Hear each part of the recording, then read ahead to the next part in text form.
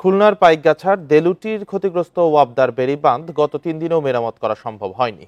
জোয়ারের পানিতে অন্তত 13 গ্রাম প্লাবিত হয়েছে। পানিবন্দী হয়ে পড়েছে 15,000 মানুষ। প্রিয় নম্বর সেট করে বিকাশে সেন্ড মানি করুন ফ্রি। জোয়ারের চাপে বৃহস্পতিবার বিকেলে ভেঙে যায় দেলুটি ইউনিয়নের কালীনগর গ্রামের বেড়িবাঁধ। স্থানীয়দের সাথে পানি উন্নয়ন বোর্ড বাঁধ মেরামতে 3 দফা চেষ্টা চালায়, তবে জোয়ারের পানির চাপে শেষ রক্ষা হয়নি।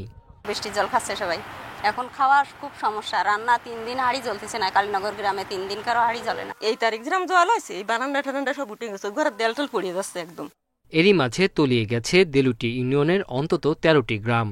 এছাড়া বটিয়াঘাটা ও দাকপের কয়েকটি গ্রামে পানি ঢুকেছে, ডুবে গেছে বসতবাড়ি, ভেসে গেছে কয়েকশো চিংড়ির ঘের।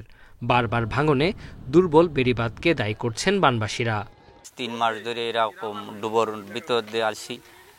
দেখা গেল আমাদের কিছু দিলে, সাহায্য দিলে দেখা গেল আমরা একটু ভালো থাকবো। বাদ যদি হয়ে যায় তাহলে তো আমরা আবার নতুন করে আবার টান লাগাতে পারবো। দুর্গত মানুষের পাশে দাঁড়াতে প্রশাসনের পাশাপাশি এগিয়ে এসেছে শিক্ষার্থী, বিভিন্ন রাজনৈতিক দল ও বেসরকারি সংস্থা। প্রশাসন সহ স্থানীয় অনেক স্বেচ্ছাসেবী সংগঠনের মাধ্যমে আসলে তাদের কাছে পৌঁছে দেওয়ার ব্যবস্থা চলছে। আর পানি উন্নয়ন বোর্ড সহ এখানে যারা স্থানীয় জনগণ, পার্শ্ববর্তী এরিয়ার অনেক জনগণ স্বেচ্ছাশ্রমের মাধ্যমে আসলে এই বাঁধটা পুনর্নির্মাণের কার্যক্রম আমরা চলমান আছে। এর আগে গত মে মাসে ঘূর্ণিঝড় রেমালে একই ইউনিয়নের বেড়িবাঁধ ভেঙে ব্যাপক ক্ষয়ক্ষতি হয়েছিল। Independent news.